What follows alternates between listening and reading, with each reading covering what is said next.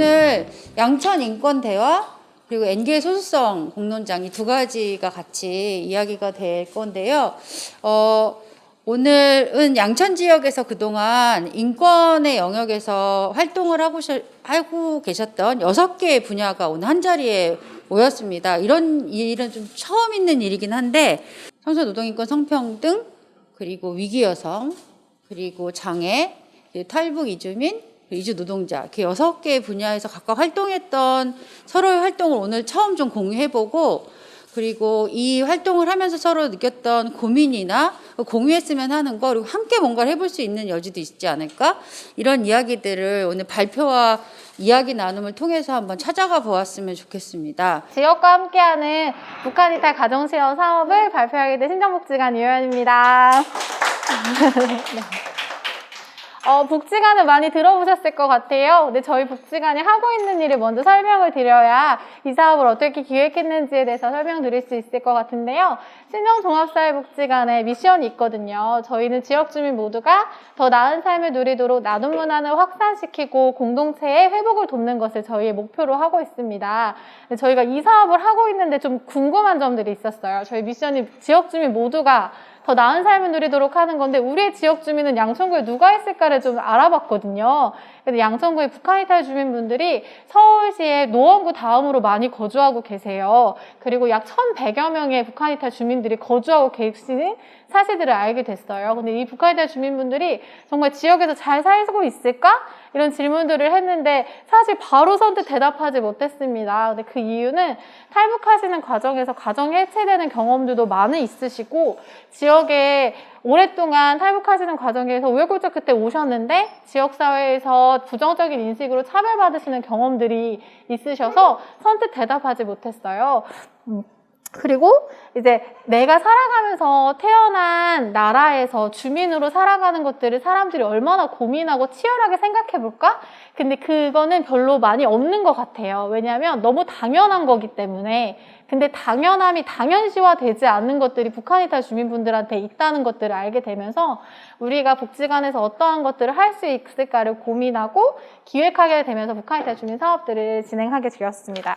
저희가 크게 기획하게 됐던 것들은 북한 이탈 주민의 정착, 그다음 북한 이탈 저희는 특별히 아동을 좀 고민해 봤었는데요. 북한 이탈 아동의 가정들이 건강하게 성장할 수 있도록 그리고 지역사회가 이를 지지할 수 있는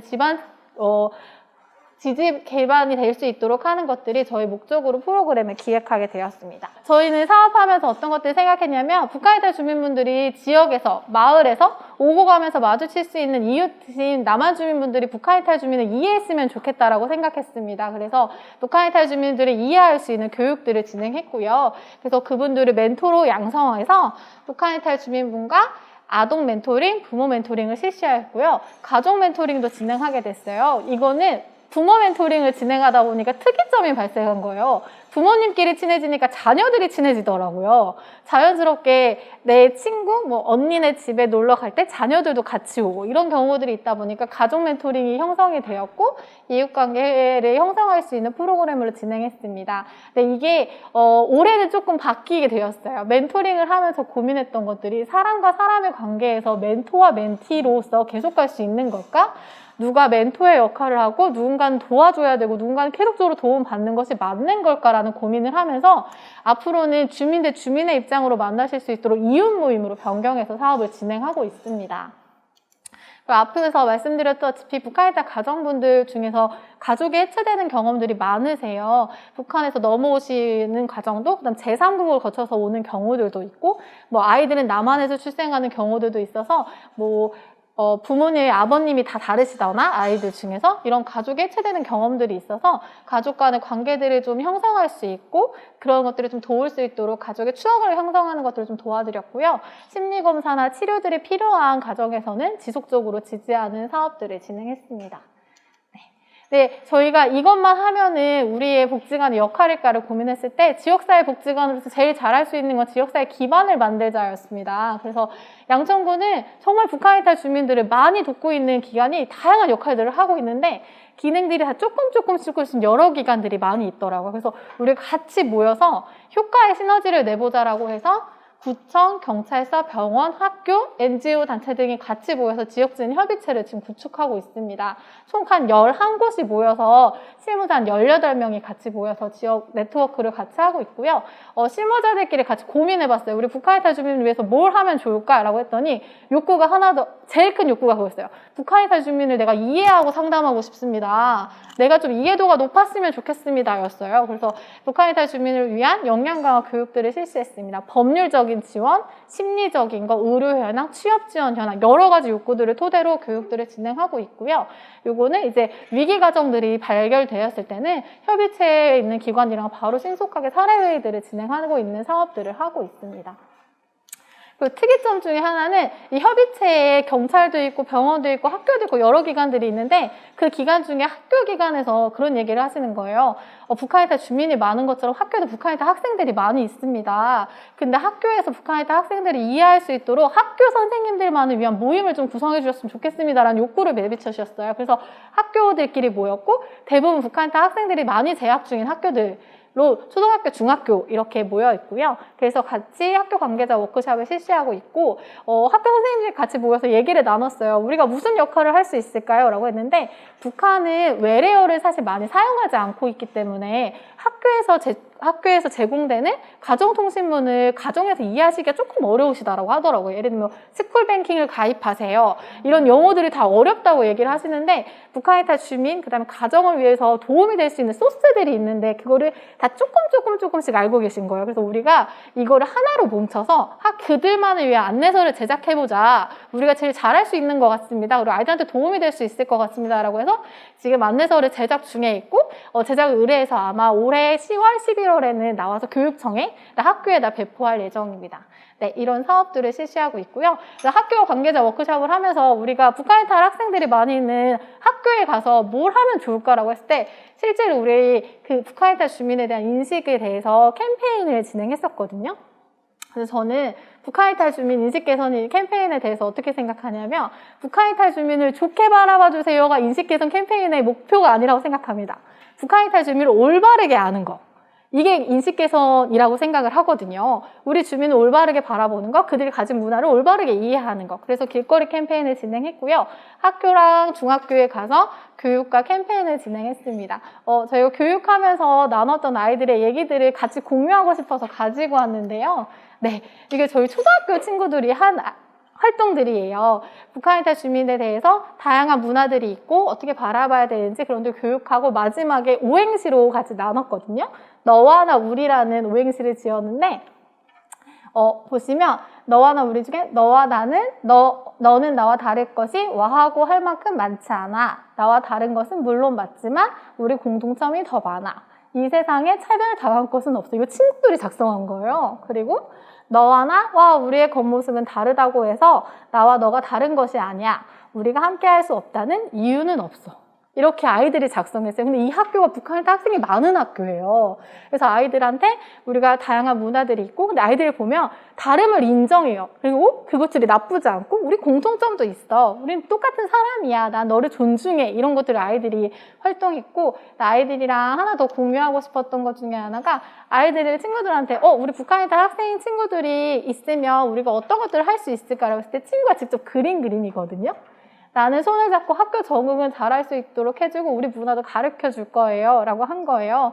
이거는 제가 이걸 왜 가지고 왔냐면 아이들이 자기가 잘할 수 있는 거, 나한테 부담스럽지 않은 거, 내가 잘하고 내가 이 정도는 친구들이랑 함께 할 수 있는 범위 안에서 아이들이 같이 인식에 대해서 변화한 부분들을 같이 공유하고자 같이 가지고 왔습니다. 이처럼 복지관은 북한 이탈 주민분들이 지역에서 어울릴 수 있도록 주민분들과 함께 할 수 있는 것들을 돕고 그다음 가정을 일으키는 것도 도우며 지역사회를 좀 기반하는 것들을 복지관에선 계속 하고 있어요. 네, 그리고 이렇게 양천 인권대화를 오라고 하셔가지고 북한 이탈 주민에 대한 인권이 무엇일까 좀 고민해봤어요. 저 개인적으로도 좀 질문을 던져보고 내가 북한 이탈 주민에 대한 인권? 어떤 것들을 나눠야 할까라고 계속 좀 퀘스천을 하면서 제가 생각했던 거는 특별한 거 아니다. 어려운 거 아니다. 라는 거, 거창한 것이 아니다. 당연히 누려야 될 권리, 당연히 존중받아야 할 권리. 어떻게 보면 너무 당연해서 고민해보지 않았던 것들. 그런 것들이 주어지지 않는 것들에서 고민해봐야겠다. 그리고 아이들한테, 그다음에 지역 주민들한테 같이 얘기했던 것도 내가 소중한 것만큼 다른 사람이 소중한 거, 사람을 존중하는 거, 이 부분에 대해서 같이 얘기 나누어야겠다 이렇게 생각했습니다. 네, 이상으로 발표 마치도록 하겠습니다. 저희 강서양천 청소년 노동인권 활동 과목 다음은요. 일단 저희 뭐 이렇게 고유번호증이 있는 단체는 아닙니다. 지금 활동가들이 모여서 이 청소년 노동인권에 대해서 같이 한번 연구하고 교육하고 우리 스스로도 공부하고 역량을 키워보자 해서 활동을 하고 있고요. 저희가 만들어진 계기는 사실은 지금 특히 이제 전국적으로 청소년 노동인권에 대한 그런 이슈 이런 게 진보 교육감이 되면서 확 올라왔어요. 근데 그 전에 이미 청소년 노동인권에 대해서 활동을 꾸준히 해왔고 그런 계기를 가지고 저희가 한번 지역에 있는 활동가들이 모여서 청소년 노동인권에 대해서 활동을 해보자 이렇게 얘기를 했습니다. 처음에 그 강서양천 민중의 집을 아실지 모르겠는데 거기서 진로주치 사업을 했었어요. 그래서 청소년들을 지역으로 나오게 해서 본인들이 생각하는 진로, 적성 이런 걸 좀 조사해보고 이렇게 자기 성찰해보는 그런 프로그램이었는데요. 그 중에 하나가 바로 노동인권 교육이었습니다. 그래서 그 노동인권 교육을 저를 비롯해서 초창기 그 활동가들이 같이 진행을 했고요. 그걸 하면서 우리 지역에 청소년 노동인권만 가지고 활동을 하는 그런 네트워크가 필요하겠다. 그렇게 생각을 했습니다. 그게 2015년 초였고요. 그래서 2015년 하반기에 저희가 이제 활동가들이 뜻을 같이 하는 활동가들이 모였죠. 그래서 다음을 만들게 되고 그때부터 본격적으로 강서와 양천 지역에서 저희가 청소년 노동인권 활동을 시작합니다. 그래서 처음에는 사실 학교의 문을 두들기가 쉽지가 않았어요. 네, 처음에는 그냥 뜨문뜨문 그때는 이제 강사비도 안 받고 그러면서 이제 학교 교육을 했고요. 그러다가 말씀드린 것처럼 진보 교육감이 되시고 이 노동인권 교육에 대해서 좀 의무화 이런 걸 좀 해보자. 특히 우리 강서하고 양천은 특성화 고등학교가 있거든요. 그래서 특성화 고등학교에는 이제 조례 제정을 통해서 상반기, 하반기 1회씩, 그러니까 1년에 2번씩 꼭 노동인권 교육을 배치하게 되어 있습니다. 그래서 그걸 계기로 저희가 이제 교육 활동을 활발하게 하겠고요. 또 한 축으로는 저희 교육뿐만 아니라 이런 노동인권에 대한 청소년 노동인권에 대한 인식 개선 그리고 확장 이런 걸 위해서 캠페인 활동을 하게 됩니다. 그래서 학교에서 하는 캠페인이 있고 이제 청소년들이 많이 모이시는 그런 거점에서 하는 캠페인 이렇게 두 축으로 진행을 했고요. 사실 코로나가 이제 작년에 갑자기 터졌잖아요. 그러면서 캠페인 사용을 거의 못했는데 올해는 한번 그래도 해보자 이렇게 생각을 했는데 역시나 상황이 좋지 않아서 올해는 하지 못할 것 같고요. 다만 지금 강서구 양천 지역의 중학교에서 마을 결합형 사회참여 청소년 동아리 연합회 이런 거를 결성해서 준비를 하고 계시는데 거기에 저희 다움이 같이 결합을 해서 그 청소년들과 함께 뭐 캠페인 혹은 교육 이런 걸 좀 같이 준비할 수 있을 것 같습니다. 추가로는 제가 청소년 노동인권에 대한 정책, 조사 이런 사업을 좀 해보자라고 해서 저희 독자적으로 그런 사업을 할 수는 없었고 자치구 내 노동복지센터나 혹은 이제 다른 청소년 전국 단위의 청소년 네트워크 이 활동 네트워크를 통해서 같이 그런 조사 연구, 정책 사업 연구 이런 거를 진행한 바가 있습니다. 그렇게 해서 진행을 해보자니까 지금은 소위 말하는 고유번호증 있는 단체를 좀 해야 되는 거 아닌가? 네, 이런 생각이 들더라고요. 왜냐하면 저희 이 자리에도 지금 많은 선생님들이 같이 하고 계시는데 저희 활동가들이 다 본업이 있으세요. 자기 주 활동이 있으신 데다가 플러스로 지금 이 다음 활동을 하고 계시는 거라 사실은 많은 애를 쓰고 계시고 많이 노력을 기울이고 계시는데 이것만 집중해서 하기에는 역부족이더라고요. 그래서 저희도 그런 단체화를 해서 아예 이걸 집중력 있게 책임질 수 있는 그런 활동가들이 좀 필요하지 않을까 이런 고민도 하고 있습니다.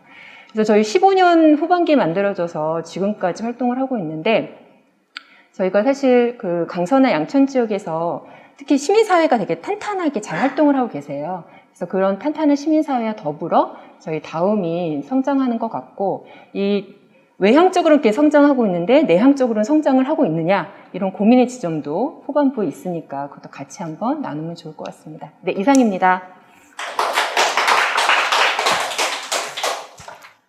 저는 저희 양천구만의 이야기나 저희 기관에 대한 소개보다는 장애를 둘러싼 일반적인 인식과 그 안에서 양천구가 어떤 역할을 했는지에 대한 말씀으로 좀 나눠보려고 했었어요. 그래서 아마 이제 장애인과 관련된 보도 뉴스 이런 걸 많이 보셨을 때는 아마 그 안에서 일어나는 인권 유린 사항들에서 같이 분노하셨던 분들이 여기 다 계실 거라고 생각을 합니다. 그러면 과연 그렇게 된 당사자분들은 어디 가실까요? 결국은 또 다른 시설로 전원 조치되는 게 그것에 대한 결론, 좀 더 좋은 시설? 근데 과연 시설이라는 곳이 인권적일 수 있을 것이냐, 구조적으로. 아무리 좋은 제가 원장이 되더라도 저는 절대 인권적일 수가 없을 것 같다는 생각을 늘 하거든요. 한정된 공간 안에 똑같은 시간에 일어나서 밥을 먹어야 되고, 왜냐하면 그렇지 않으면 식당을 운영할 수가 없거든요. 그리고 선생님들이 퇴근하셔야 되니까 내가 원하는 시간에 외출할 수도 없거든요. 왜냐하면 누가 출입문을 열어주고 누가 닫아주겠습니까? 그러니까 그런 구조 자체에서는 결코 인권적일 수 없기 때문에 그 장애와 관련돼서는 늘 그런 고민들을 가지고 있었습니다. 근데 그거를 좀 타개할 수 있는 사건이 양천구에 좀 있었어요. 이게 어떤 거였냐면 2008년도에 장애인 거주시설, 양천구에서 운영하고 있는, 근데 위치는 김포에 있습니다. 이것도 참 장애인 시설과 관련돼서 우리가 좀 고민해 봐야 될 지점인데요. 이 서감재단이라는 곳이 서감 베데스트 요양원이었거든요. 그게 강서구에 위치해 있었습니다, 원래는. 근데 88 올림픽 때 아시죠? 거의 서울에 있던 곳들을 주변 지역으로 다 많이 이전을 했잖아요. 그 중에 하나가 바로 이 시설이었습니다. 그래서 가까이 있는 김포로 시설을 옮겼지만 법인이 양천구에 있었어요. 그러다 보니까 양천구 관할 시설로 운영이 되어 갖고 있었습니다. 3개의 시설이 운영이 되고 있었고요. 2007년도에 이 거주시설에 계셨던 당사자분께서 TV를 보시게 됐어요. TV를 보다 보니까 장애인 개별 개인에게 장애 수당이라는 게 나오더라고요. 이거는 개인이 받는 게 맞는 것 같은데? 라고 해서 그걸 보건복지부에 문의를 하게 됩니다. 장애 수당이 저는 한 번도 받아본 적이 없는데 나라에서 원래 이런 거 주는 건가요? 그랬더니 어떻게 됐을까요? 저는 어디 소속입니다 라고 썼겠죠. 근데 보건복지부에서 시설로 이제 연락이 왔겠죠. 과를 통해서, 구를 통해서 연락이 갔겠죠. 그럼 시설은 그동안 받았던 개인에게 지급되었던 장애수당을 한 번도 개인에게 지급하지 않았던 결과를 알게 된 겁니다. 그랬을 때 원장은 이제 그 시설이 이제 한바탕 소동이 일어나게 됐죠. 그랬더니 했던 거는 그것을 이야기한 사람에게는 수당을 주게 된 겁니다. 이거 좀 이상하잖아요. 얘기한 사람한테는 줘요. 근데 얘기 안 한 사람한테는 안 줘요. 그러니까 시설 안에서도 언어적 의사표현을 할 수 있는 사람과 언어적 의사표현을 할 수 없는 사람은 또 그 안에 또 나뉘어지게 되는 거죠. 뭔가 문제가 있다. 그거를 종사자들한테 이야기하기 시작합니다. 그것도 문제가 있다고 생각했던 종사자들도 같이 하나하나 파헤치기 시작했죠. 그리고 사실 또 그 조직 안에서는 물론 시설이라고 하는 곳 안에서는 늘 비리나 여러분이 생각하시는 부정들은 있을 수밖에 없잖아요. 서감재단이 바로 그런 비리 온상이었습니다. 예를 들면 식자재 후원을 받고 그걸 영수 처리해서 보조금으로 사용하고 보조금으로 마치 산 것처럼 이런 건 아주 기본적인 것들이었고요. 그다음 친인척이 허위 등재. 우리의 이진영 쌤이 없는데 갑자기 급여를 받고 있고 이런 식인 거죠. 그런 문제들이 있으면서 당사자분들이 이거는 구청의 관리 감독을 잘못한 거고 이런 시설들은 없어져야 된다라고 해서 2008년도에 양천구청 앞에서 처음으로 장애인 거주시설 당사자분이 집회를 하시게 됐습니다. 노숙 농성을 하셨죠. 이게 제목이 사회복지시설 비리 척결과 탈시설 권리 쟁취를 위한 공동투쟁단이라고 하는 이름으로 노숙 농성을 하셨는데 노숙 농성을 하신 분들이 계실 거 아니에요? 근데 그분은 다시 지금 시설이 없어진 게 아니기 때문에 거주할 수 있는 공간이 없으니까 결국은 다시 시설로 가시게 됐죠. 그럼 그 안에서 어떻게 그분들을 이렇게 했을까요? 상상이 가시죠. 외출을 금지시킵니다, 맨 처음에는. 집회 나가야 되잖아요. 근데 외출 금지. 그 다음에 우리는 6시에 저녁을 먹으니까 7시에 온 당신에겐 저녁을 주지 않겠습니다. 이런 식으로 아주 기본적인 의식주조차도 부정하게 되는 거예요. 시설이 해야 할 일들을.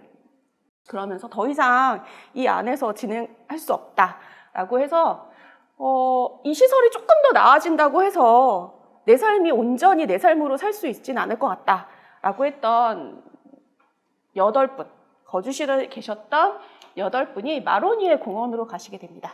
그래서 마로니에 8일의 투쟁이라고 하는 투쟁단이 구성이 되셨고요. 실제로 여기서 100일 넘게 노숙투쟁을 하신 결과 2009년도에 서울시에서 그럼 이분들을 위한 무언가 정책을 한번 내볼까? 라고 하는 처음의 두드림에 대한 응답이 왔었어요.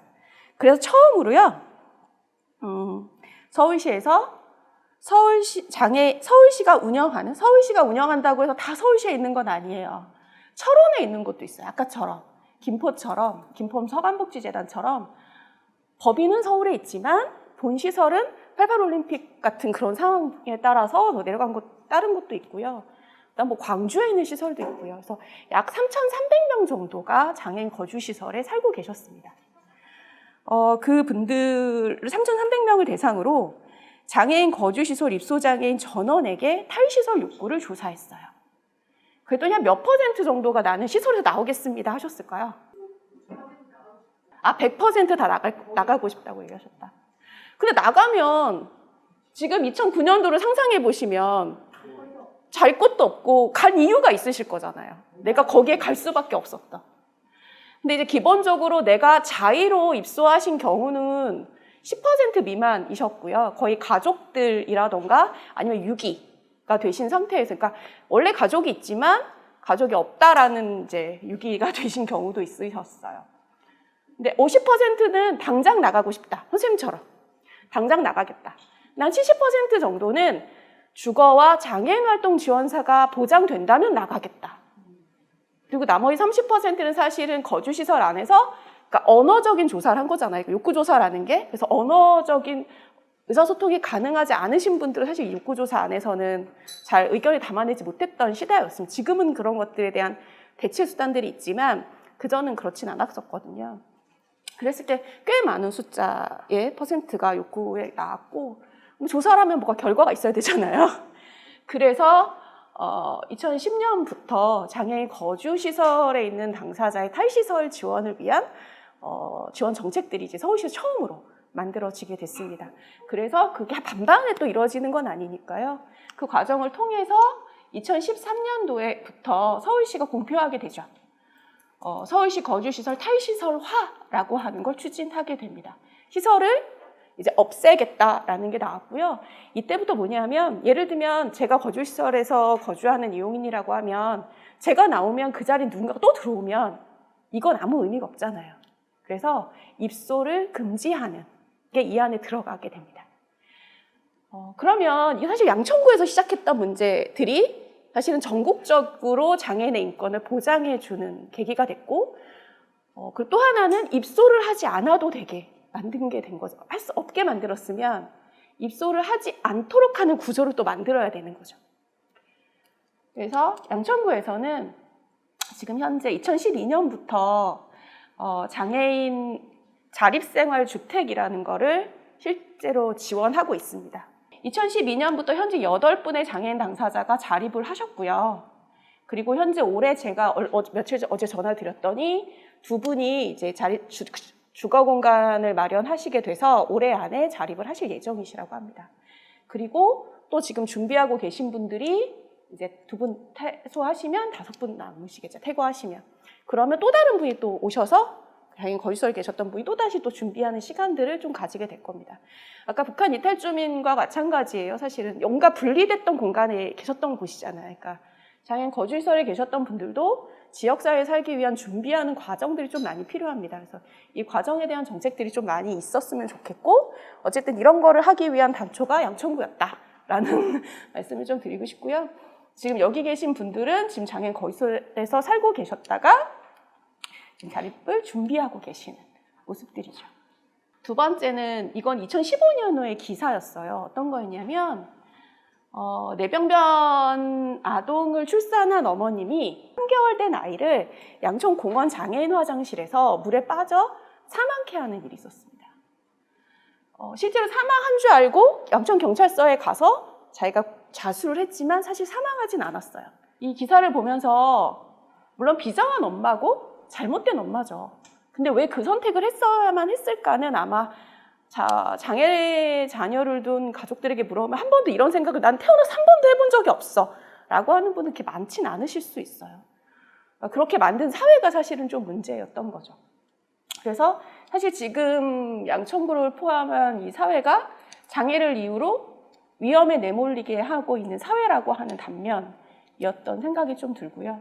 그래서 양천구는 그럼 도대체 뭘 하고 있었냐라고 했을 때 장애인에 대해서 정확하게 모르면서 아마도 힘들 거야. 사실 쉽진 않죠. 근데 하지만 그것에 잘못된 인식을 갖고 있는 것부터 해서 저희가 양천구 장애인권 교육센터로 이름의 명칭을 바꿨던 이런 계기도 있는 것 같습니다. 그래서 인식교육을 저희도 아까 청소년 노동인권 다음처럼 학교에 이제 방문하면서 청소년에게도 교육을 하고 그리고 성인, 공무원분들, 이런 정책들을 하시는 공무원분들, 주민분에게 이런 교육을 하고 있습니다.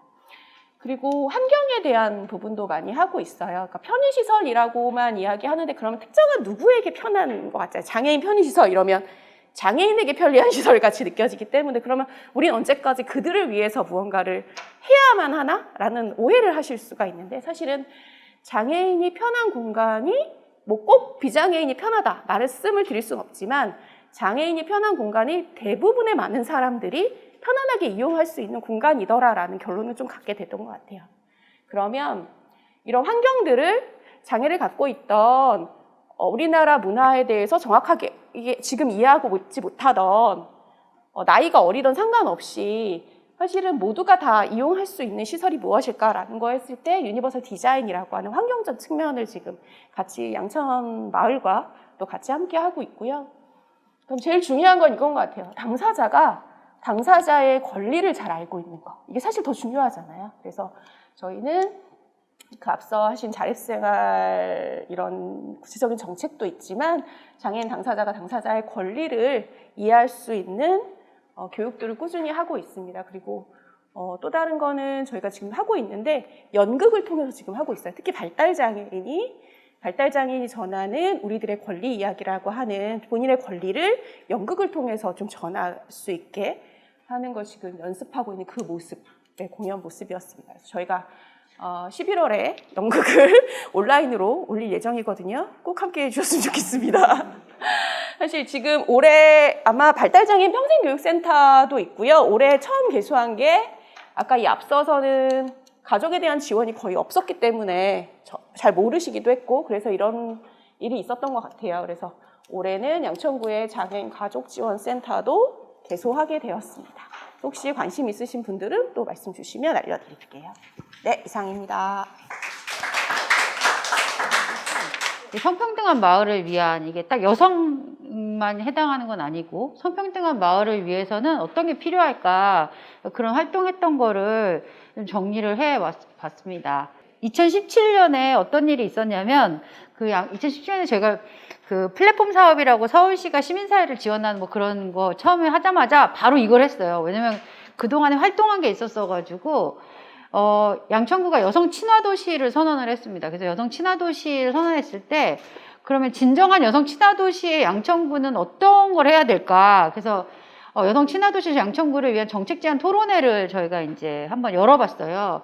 그때 요 한 장면인데 여기에 이제 그때 이제 여성 장애인 당사자분도 나오셨고 여성 청소년 당사자도 나오셨고 강서양천 여성의 전화 남서 여성 민우회 지금 최양희 선생님 대표로 계실 때 그 두 분 여성 단체에서 나오셨고 그다음에 여성가족과 당시 팀장이셨어요. 구청에서도 나오셨고 김은희님이라고 여성정치연구소인가 거기에서 하여튼 그래서 기조발제를 좀 해주시고 여성 친화도시라는 게 뭐고 이게 어때야 될 거라는 기조발제 하에 양천구에서 그동안의 여성 운동 또는 여성 인권을 위해서 활동했던 단위들이 이런 거 해야 되지 않겠냐라고 하는 이야기들을 다 한꺼번에 쏟아낸 그리고 이제 여성가족과에서 진행하고 있었던 여성 친화도시 양천구 사업을 좀 소개하고 이런 정책 제안을 어떻게 받을 건지 한번 이야기를 해보는 이런 이제 좀 어떤 현장이 있었습니다.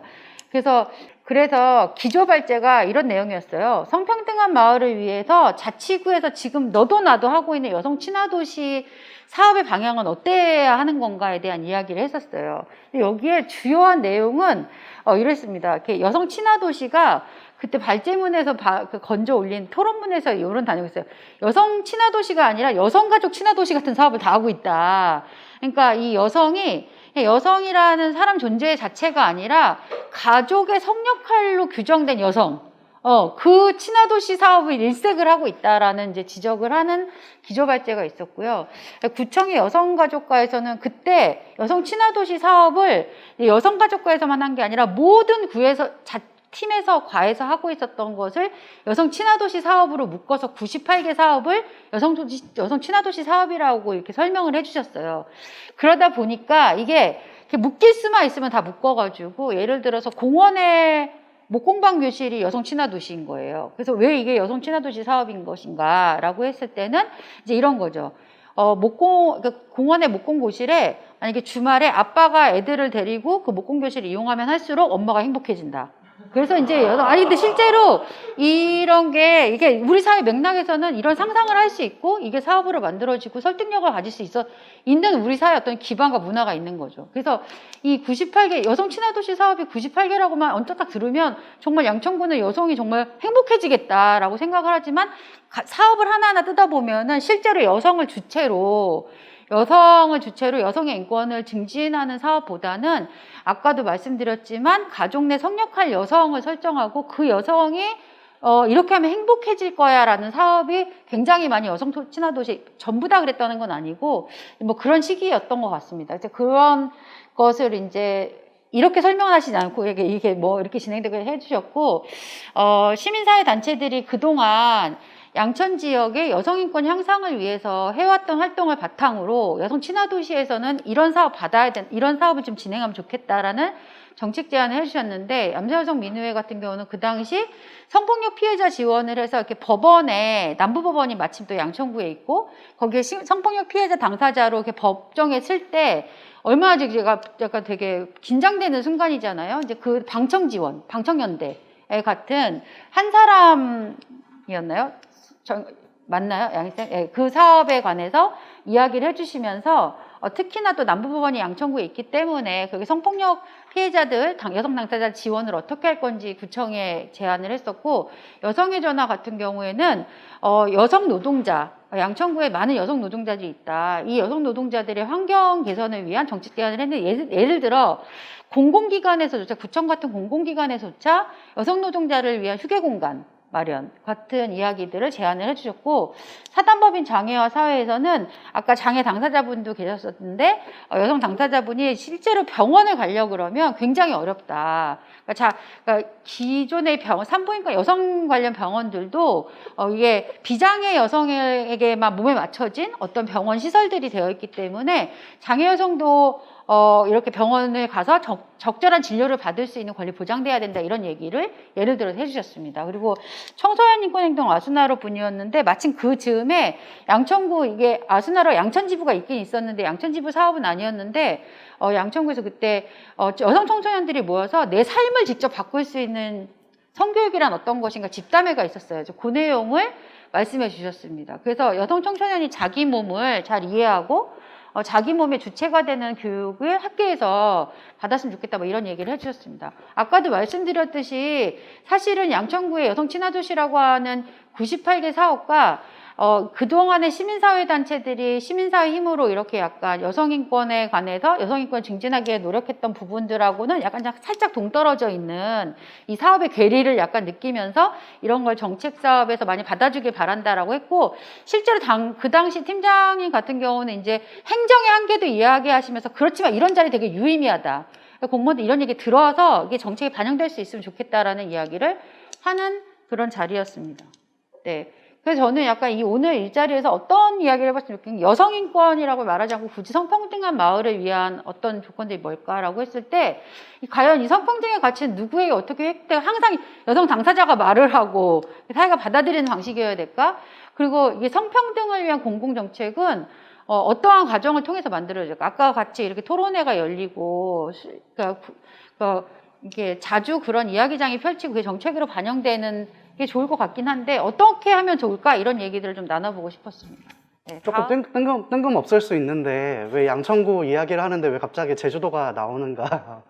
사실 아까도 말씀드렸지만 저의 활동은 보통 양천구에서는 청년 활동에 조금 포커싱이 맞춰져 있고 보통 제가 아까 문화예술 활동을 주로 한다고 했는데 저의 문화예술 활동은 물론 저 스스로가 예술가이기도 하지만 성평등이라고 하는 어떤 분야에서 이것을 어떻게 문화예술, 그러니까 문화로 어떻게 풀어볼 수 있을까에 대한 고민들을 좀 하면서 이런 활동들이 어떠한 자치구에 조금 마을에 귀속되기보다는 조금 더 광역으로 활동하는 부분들이 있었어요. 그래서 이 부분을 이제 선생님께서 소개를 해달라고 하셨고, 그래서 저는 뭔가 이렇게 자치구라기보다는 어떠한 도시와 도시 사이에 도시와 도시, 그러니까 서울과 제주 사이, 마치 이런 것처럼 지역 간의 불균형에 있어서 우리가 어떤 것들을 할 수 있는가, 그래서 어떤 사업을 했는가에 대해서 소개를 해드리려고 합니다.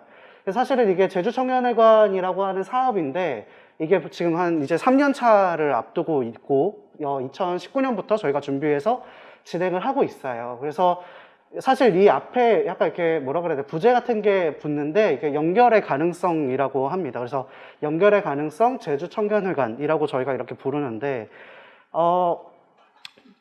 약간 지역 배경을 보시면 사실 퀴어라고 하는 어떤 성평등 활동을 딱 떠올랐을 때 떠오르는 것이 뭐 퀴어 문화 축제 뭐 이런 것들이 떠오르잖아요. 그래서 이런 퀴어 문화 축제 하면 딱 떠오르는 것은 서울시청에 있는 광장 이런 것들이 떠오를 텐데 퀴어 문화의 예술이라고 하는 것이 아무래도 서울이 인원수도 많고 그리고 굳이 뭐 그렇게 표현하고 싶진 않지만 그러니까 딱 이렇게 그냥 비교만 해보면 그래도 지역보다는 조금 개방적인 인식이 있기 때문에 그래서 서울을 좀 중심으로 뭐 이태원이나 종로나 뭐 서울시청이나 이런 곳에 좀 퀴어 문화가 좀 발달해 온 경향이 있어요. 그래서 처음으로 이제 서울에서 서울 퀴어 문화 축제가 생겼고 그 다음으로는 이제 경상도에 이제 대구에 대구 퀴어 문화 축제가 그 다음으로 생겼죠.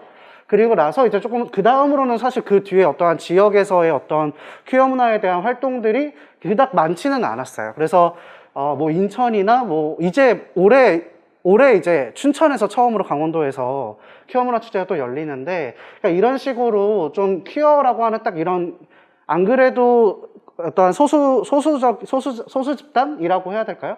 이런 부분 자체가 애초에 서울이 아닌 타 지역에서 활동을 하거나 그들만의 문화를 구축할 수 있는 것 자체가 커뮤니티가 전무했다. 그래서 저희가 생각했었던 거는 그러면 이 서울이라고 하는 이 지역 아주 거대한 이 지역의 문화를 지역에서 우리가 한번 이식하는 실험을 해볼 수 있지 않을까라는 생각을 해봤던 것 같아요. 그래서 저희가 생각했었던 것 중에 어디가 가장 좋을까, 그 지도를 딱 보았을 때 어디가 가장 좋을까를 좀 고민을 해보다가 양천구도 마찬가지지만 2018년에 제주시가 성평등 선언을 하는 거죠.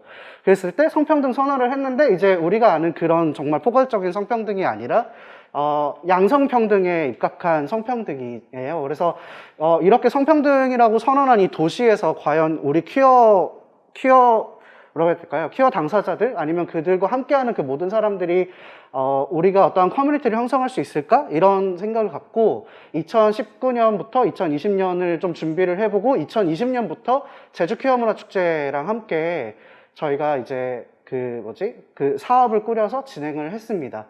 그래서 쉽게 말하면 제주 지역이라고 하는 곳에서 제주 플러스 그 바깥에, 서울을 제외한 그 바깥에 있는 지역에 있는 퀴어 당사자나 또는 퀴어 예술가들이 제주 지역에서 창작하고 그 마을에 있는 어떠한 마을 커뮤니티와 함께 결합할 수 있을까에 대한 고민을 해봤던 것 같아요. 그래서 저희가 제주를 일단 딱 집었는데 그럼 제주에서 어디를 가야 할까를 좀 고민해 보다가 저희가 애초에 지역 간의 불균형에서부터 출발했기 때문에 서울과 제주? 그럼 제주 안에서도 지역의 불균형이 뭐가 있을까를 보다가 제주시에는 이제 두 개의 도시가 존재하잖아요. 제주시와 서귀포시. 사실은 그냥 우리는 관광으로 가보면 서귀포시가 훨씬 더 자연이 천혜하고 보기가 좋고 이런데 이게 지역민의 입장에서 보면 개발이 안 되는 동네인 거죠. 그 제주시에 비해서. 그러면 우리는 서귀포에 가서 해보자. 그럼 서귀포 어디서 해볼까? 했을 때 그때 당시에 활동가들이 제일 많았던 강정마을에서 저희가 이 마을 실험을 진행했고 그때 저희가 했을 때 생각보다 굉장히 좋았던 경험들이 있었고 이 실험 자체가 잘 돼서 그럼 올해는 2021년에는 그러면 서귀포 강정마을이 아니라 그냥 이번에 약간 좀 활동가들이 그닥 활동가들이 살지만 거기서 어떤 활동가 커뮤니티가 그닥 많지 않았던 제주시에서 한번 저희가 진행을 해보자 해서 최근까지 저희가 제주시에서 활동을 했습니다. 그래서 쉽게 말하면 그 서울에 있는 어떤 퀴어 문화에 대한 그 문화를 제주도에다가 이식하고 그 이식을 했을 때 마을과 결합할 수 있는가를 한번 저희가 봤던 것 같아요.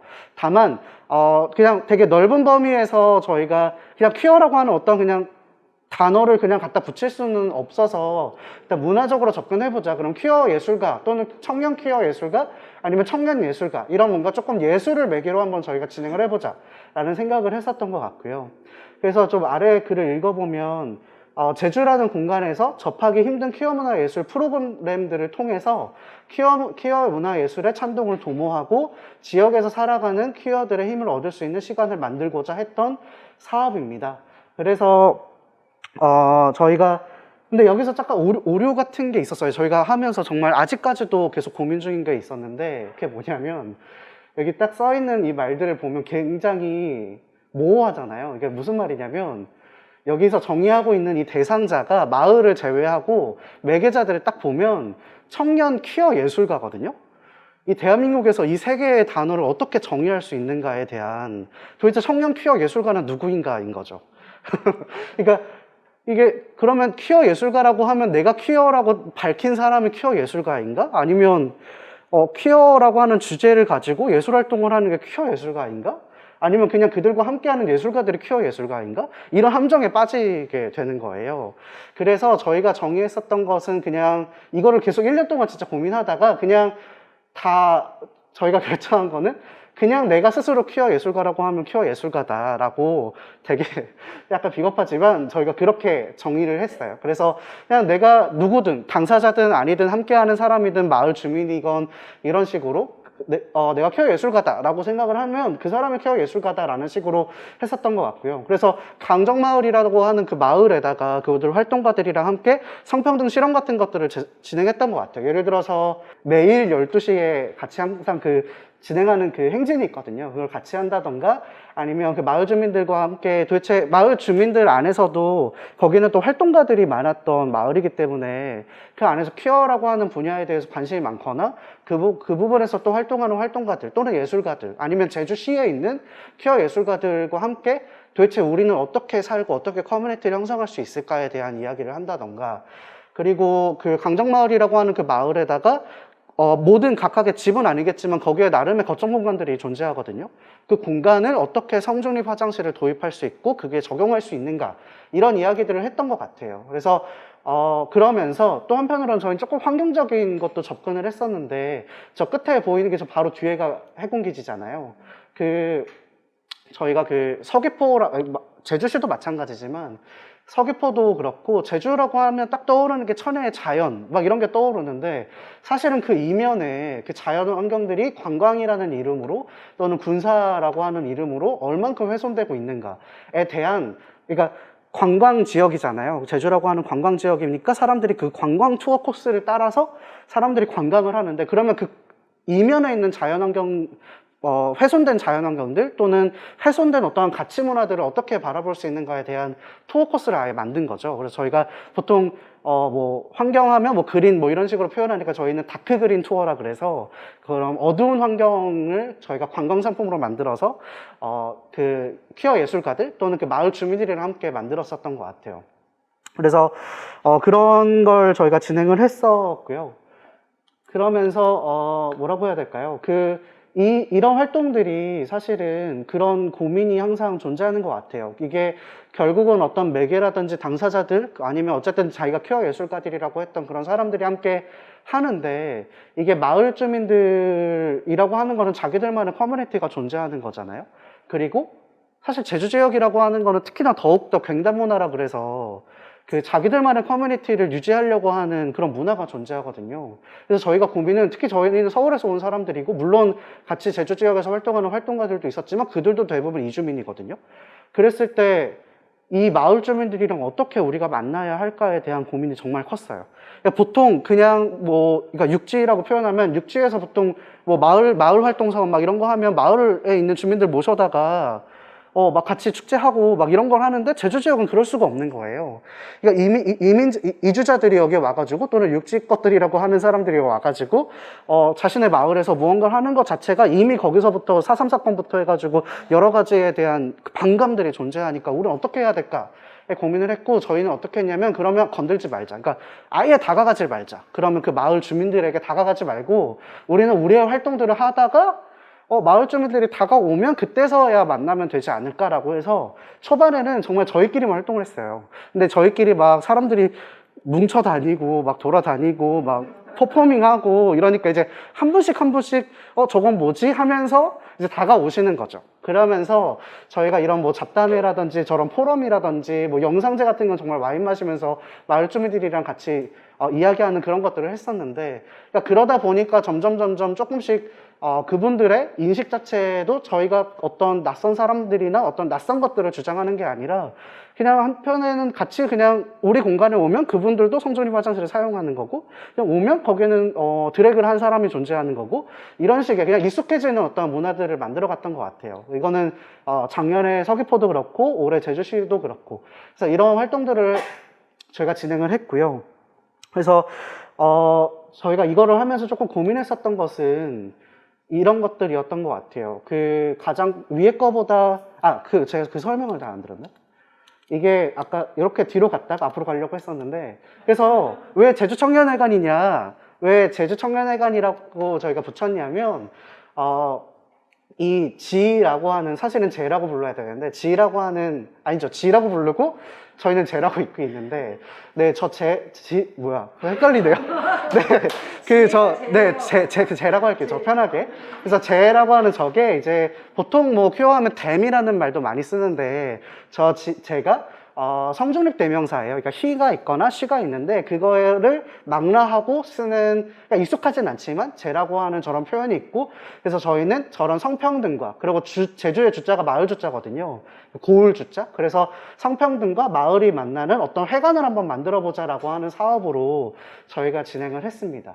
그래서 이런 여러 가지 실험들을 했고 그래서 여러 가지 실험에 대한 결과값들도 받았고 그래서 이런 것들을 진행을 했는데 그래서 저희는 뭐 동시에 도시민들이 뭐 창작 과정에도 참여해보고 공동체도 느끼면서 특히나 그 함께하는 특히나 마을 주민들보다 퀴어의 당사자나 함께 하시는 분들 자체가 내가 여기에 어울릴 수 있구나 내가 함께 할 수 있구나를 확인할 수 있었던 어떤 뭔가 활동을 해가지고 운동을 하거나 어디에 나가서 아니면 어떤 커뮤니티에 가서 그들과 존재하고 있구나를 인식하는 게 아니라 그냥 마을에 갔는데 마을 사람들이랑 연결할 수 있고 의존할 수 있구나 이런 거를 좀 확인할 수 있었던 사업이었던 것 같습니다. 그러면서 자긍심도 느끼고 그러면서 저희가 조금 근데 고민이 들었던 것은 이런 도시들 진짜 많잖아요. 저런 양성평등 선언 도시, 뭐 성평등 선언 도시, 여성 친화 도시, 막 이런 것들을 선언하는데 그들이 이야기하는 그들의 시각에 있는 그 양성평등의 시각에서 어떻게 진정한 성평등을 할 수 있을까가 가장 큰 고민이고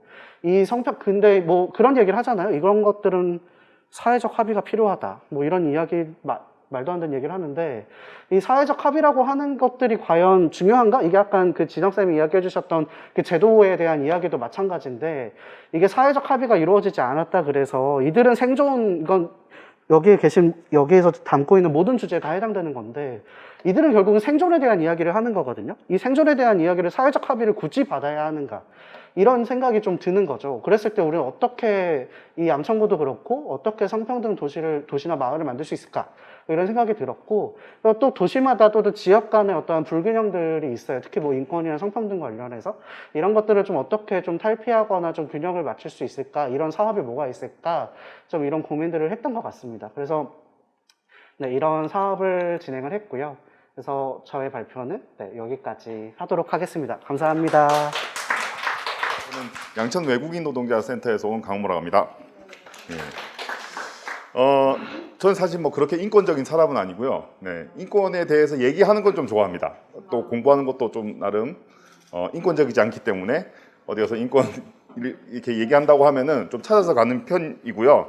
네, 하지만 주위에서 욱하기로 유명한 아주 그런 사람입니다.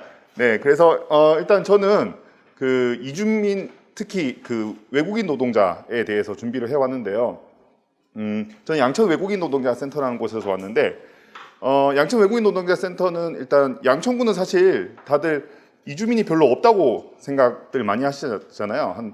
근데 한 48명 중에 48만 명의 양천구 인구 중에 한 8,600명 정도가 이제 양천구에 살고 계세요.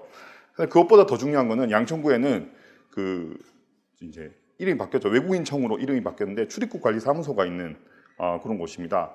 출입국 관리 사무소는 서울에서 이제 한국에서 살려면은 90일 이상 체류하려면은 이제 외국인 등록증 사증을 발급받아야 되는데 그 사증을 발급받기 위해서는 꼭 한 번씩 들러야 되는 곳이죠. 예, 그래서 세종로에 출장소가 있고 이제 외국인청이라고 있는 곳은 양천구가 이제 있습니다. 그래서 혹시 월요일 아침에 보시면 아시겠지만 한 아침 8시, 7시부터 줄 서 계세요. 거기 이제 등록을 하려고. 근데 그런 분들은 이제 한 오후 한 3, 4시 정도에 이제 그 서류를 접수를 할 수 있는데 하여튼 서울에서 살려면은 이제 양천구를 한 번씩은 다 들러야 되는 그런 곳이고요. 저는 좀 사람에 대해서 얘기를 하려고 해요. 우리가 보통 요즘 혐오 표현이나 뭐 이런 차별에 대해서 얘기를 많이 하는데 특히 요즘 또 이슬람이나 이런 아프간 문제도 있고 그래서 우리가 좀 왜 사람들이 이렇게 두려워하는가 생각을 해보니까 잘 몰라서 이렇게 지레짐작으로 몰라서 그렇게 좀 하는 경우가 많은 것 같더라고요. 그래서 저는 오늘 이주 노동자에 대해서 주로 말씀을 드리도록 하겠습니다.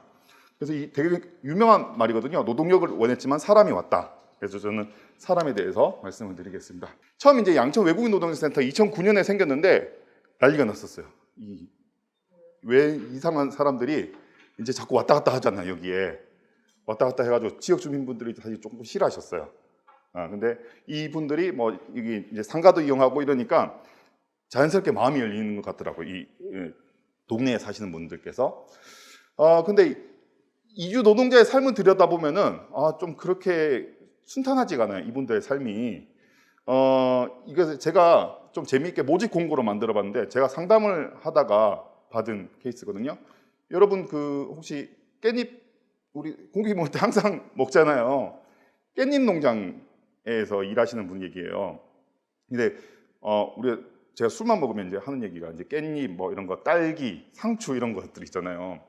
거의 대부분 이주 노동자들이 이제 다 따거든요. 왜냐하면 그게 보관 기간이 짧기 때문에 시골에 이제 어르신들이 따기에는 너무 이게 일손이 많은 거예요. 그리고 마찬가지로 이제 1차 산업 현장, 가구 공장이나 이런 것들도 거의 대부분 이주 노동자들이 하고 있거든요. 근데 보고 깜짝 놀랐어요. 이분의 근로 조건을 보고. 하루에 15박스를 따야 되는데 수확하면 하루에 일당 6만 원인 거예요. 근데 만약에 수확을 15박스를 못 채우면은 4,000원씩 또 변제를 하는 거예요. 그래가지고 한 박스에 한 1,000장 정도 들어가는데 15,000장을 따야 되는 거예요.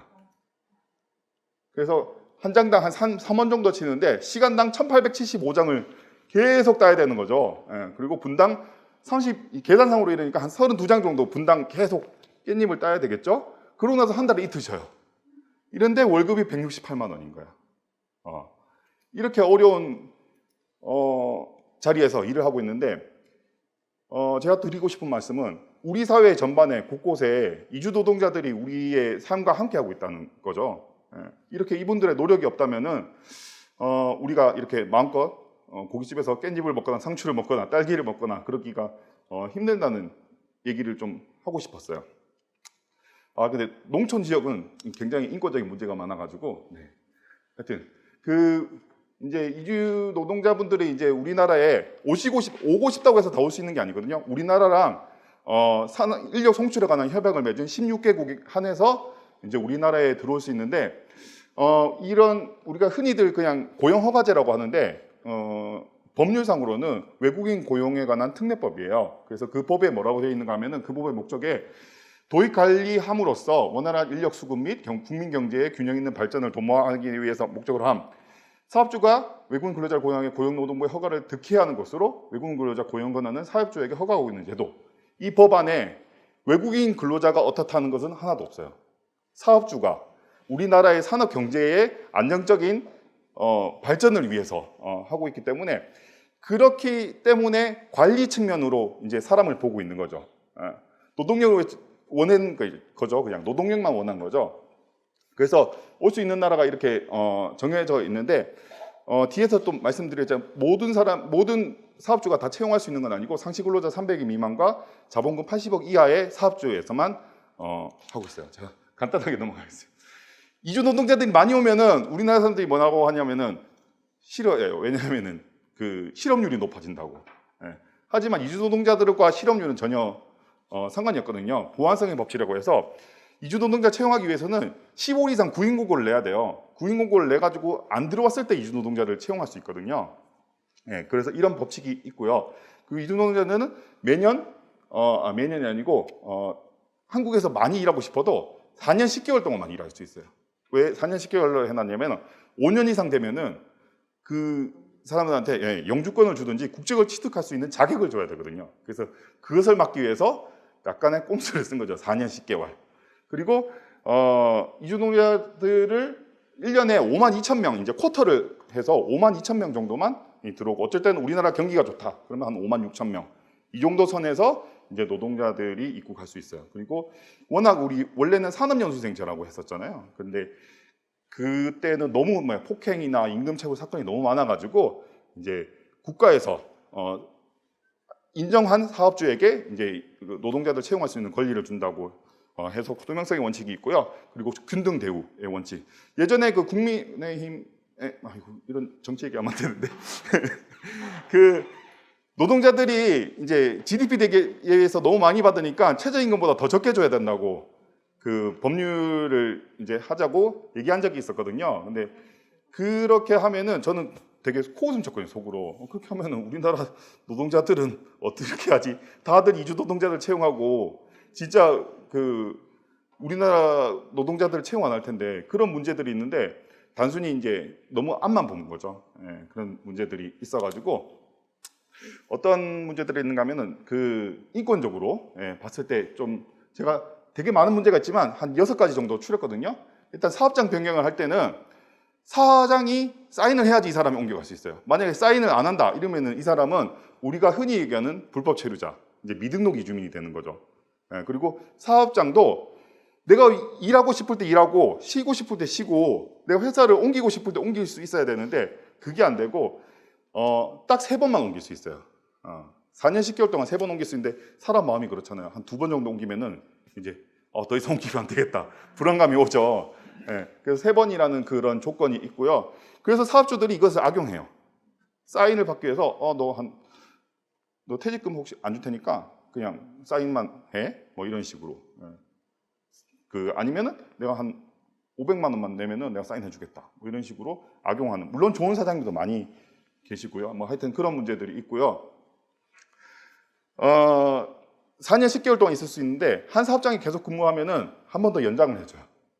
그러면은 이제 사업주도 좋고 이주 노동자도 좋은데 이게 뭐냐면은 이게 종속 관계가 더더욱 깊어지는 거죠. 노동자와 사업주가 평등할 수는 없지만 더 심해지는 거죠. 계속 있어야지 이제 그 비자를 한 번 더 연장을 해주니까요. 그런 문제가 있고요. 입국 전 근로계약을 이제 여기서 한국에 와가지고 근로계약을 하는 게 아니고요. 그 나라에서 근로계약을 해서 와요. 그러니까 자기가 일한 사업장에 대해서 잘 모르는 거예요. 스리랑카 분이신데 스리랑카는 우리가 다 잘 아시겠지만 불교 국가잖아요. 그래서 장어 양식장인 줄 알고 이제 계약을 하고 왔어요. 근데 막상 와보니까 장어 양식장이긴 한데 장어를 너무 많이 이제 하루에 막 수천 마리를 이제 죽여야 되는 거죠, 장어를. 근데 불교 국가에서는 그걸 굉장히 좀 뭐랄까 싫어하잖아요. 하여튼 그래서 자기가 일할 곳에 대해서 정확한 정보 없이 그냥 한국에 와서 일할 수 있는 사람. 그래서 이렇게 오니까 이런 문제들이 또 있더라고요. 그리고 양천구에는 영어 강사들도 많고 뭐 이렇게 뭐 되게 그 외국인 노동자지만 되게 좋은 직종의 뭐 대학교 교수님도 많고 그래요. E 비자거든요. 근데 E9 비자만 유일하게 가족을 데리고 올 수 없어요. 똑같은 E 비자지만 영어 강사나 다른 비자들은 가족을 같이 데리고 올 수 있어요.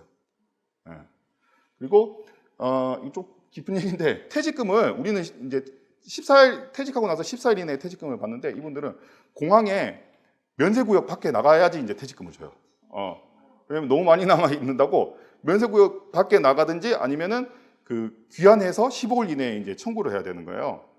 근데 이게 정확한 퇴직금 금액하고 약간 추국 만기 보험이라고 해서 이제 통상 임금의 8.3%를 내거든요. 근데 하여튼 뭐 약간 테크니컬한 얘기긴 한데 갭이 있어요. 진짜 퇴직금과 이 추국 만기 보험의 갭이 있어요. 그런 차이가 있는데 사장인데 누가 이렇게 벌써 추국한 사람한테 그런 그 차익분을 지급하려고 하겠어요. 벌써 떠났는데 공항 이제 면세구역 가면 이제 다시 못 들어오잖아요. 예.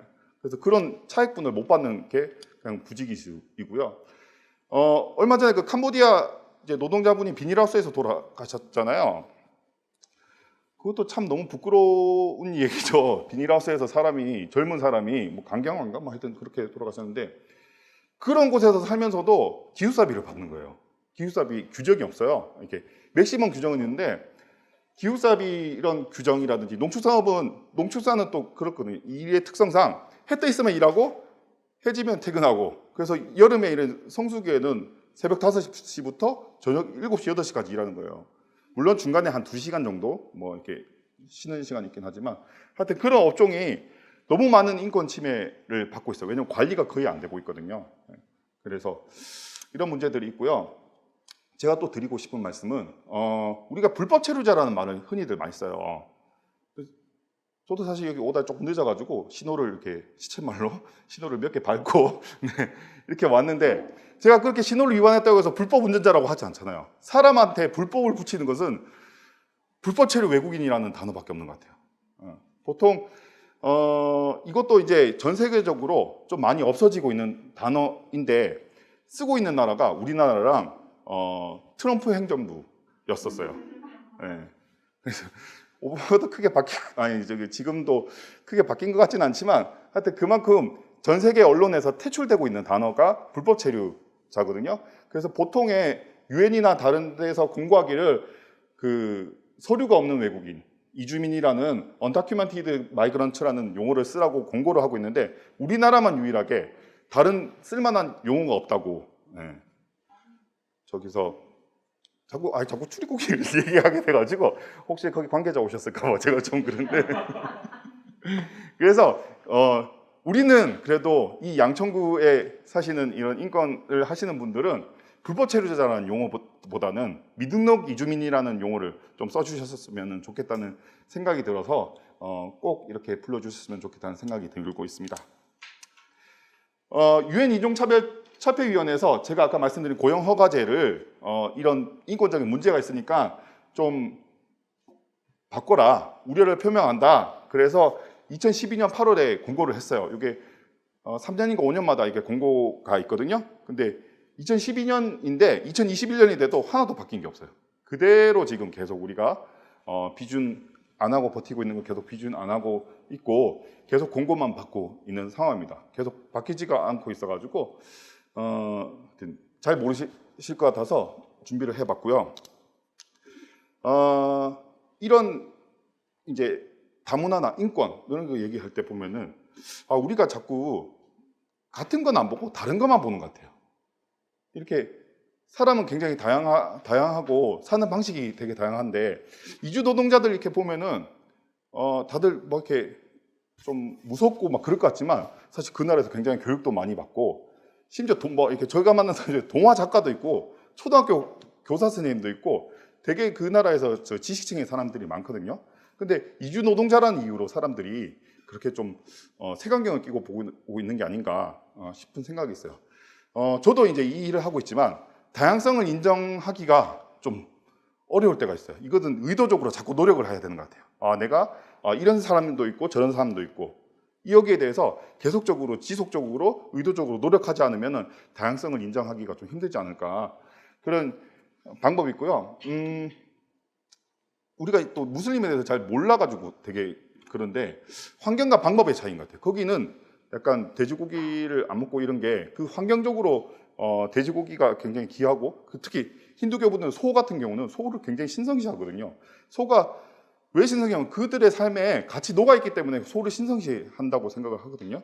그래서 환경과 방법의 차이에 대해서 물론 존중한다고 해서 다 인권적으로 될 수는 없겠지만 그래도 이런 이방인에 대한 환대와 존중을 통해 가지고 우리가 좀 더 인권적인 삶을 살아야 되지 않을까 싶습니다. 사람 참 우리가 외국에 막 어떻게 앙코르 같은 이런 데 가보면은 사실 그런 멋진 문화유산이나 이런 거 관광지를 보러 가지만 사실 여행 가보면 그 사람들이 어떻게 사는가 삶을 보러 여행을 가는 거 아닌가 싶어요. 근데 그 삶을 들여다보면 사실 크게 다르지 않는 것 같아요. 다 비슷하게 살고 우리랑 거의 비슷해요. 네. 그래서 사람의 근원은 동일하다는 생각을 좀 가지자고 네, 이런 것을 준비를 했습니다. 네, 이상입니다. 오늘 저희가 이 자리 준비한 이 자리의 제목이 보면 양천인권대와 N개의 소수성이라는 그런 제목이 있었잖아요. 공통적으로 서로의 활동 공유에서 가장 일부분은 이 분야에서 그 설명을 듣고 좀 질문하고 싶었다 하는 것들이 아마 좀 있으실 텐데요.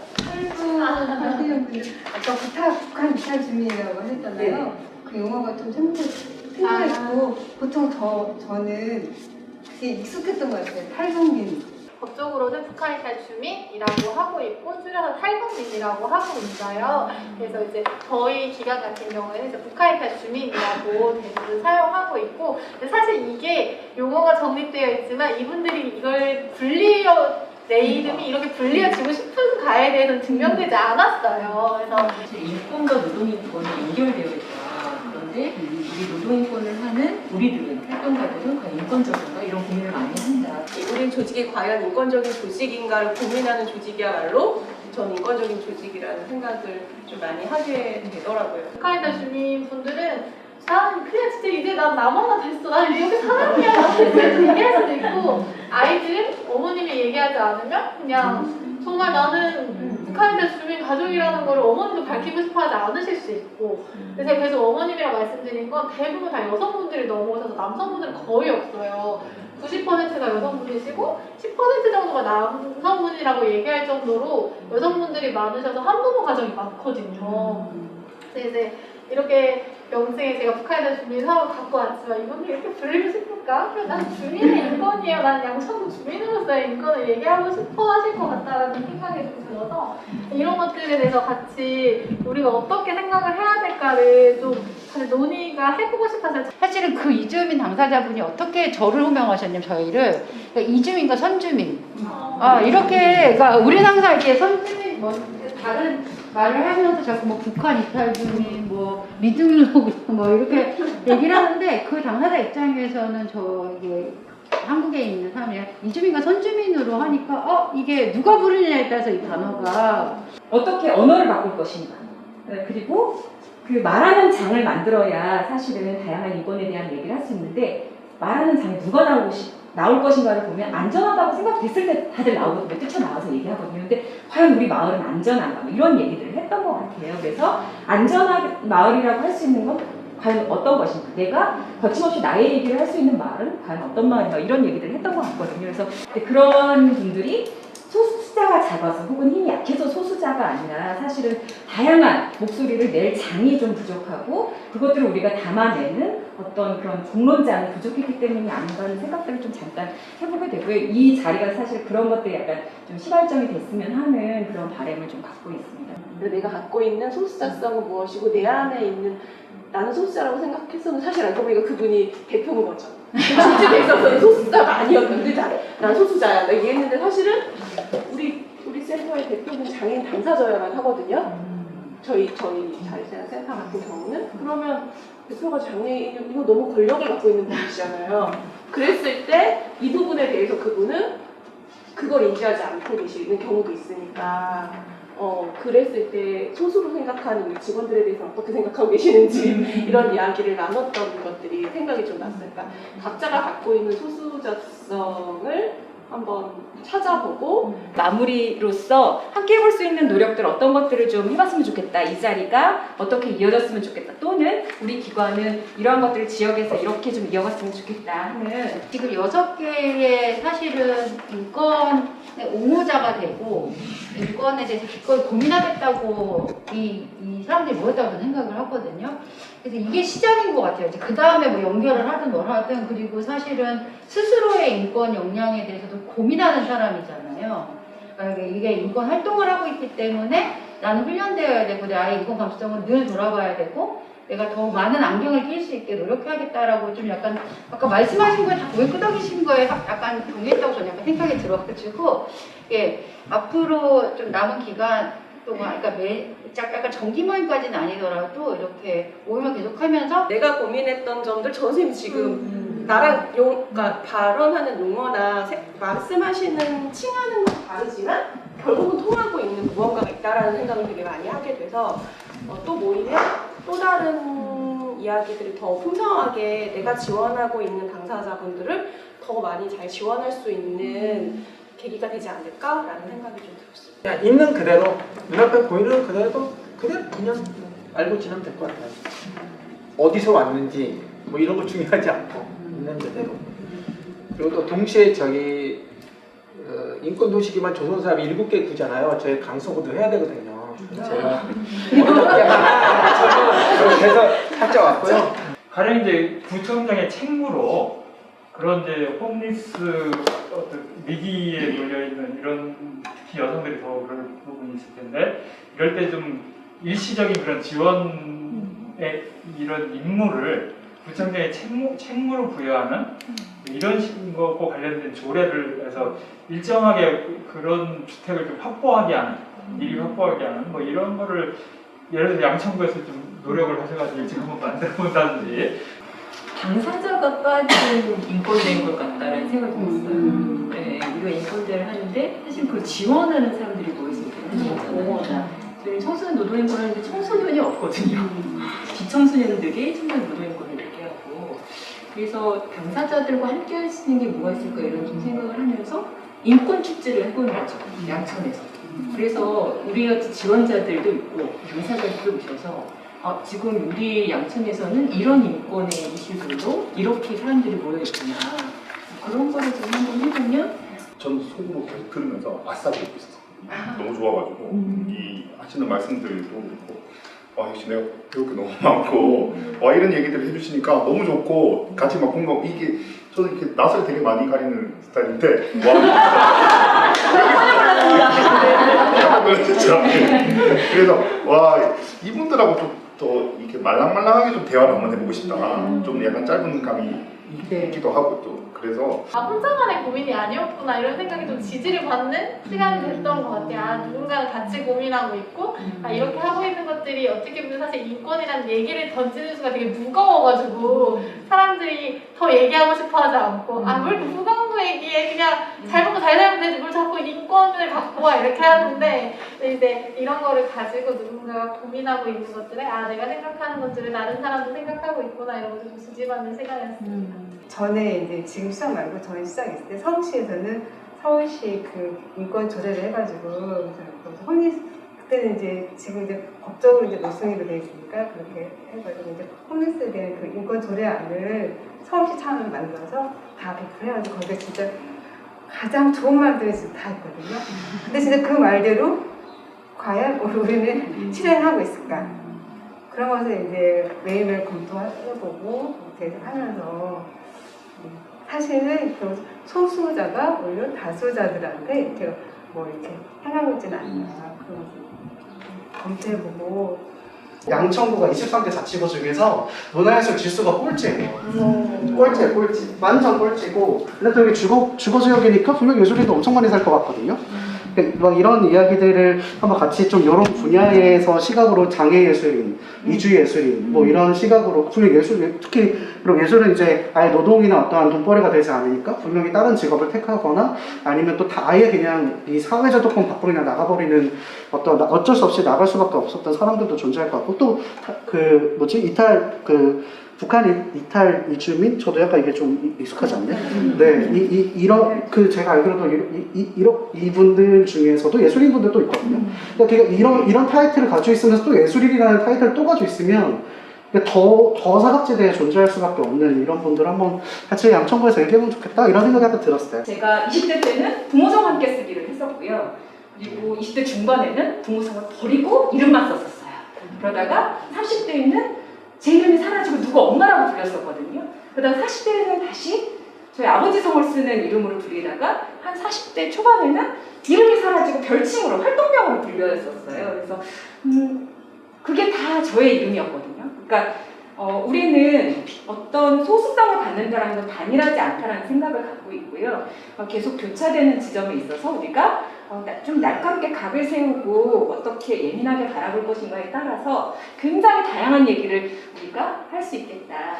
그런 생각을 좀 가졌습니다. 그래서 긴 시간 너무 애쓰셨고요. 원래 5시간에 마치려고 했지만 6시간 반에서 마치는데 이 자리가 끝이 아니라는 박수를 치시면서 마치도록 하겠습니다.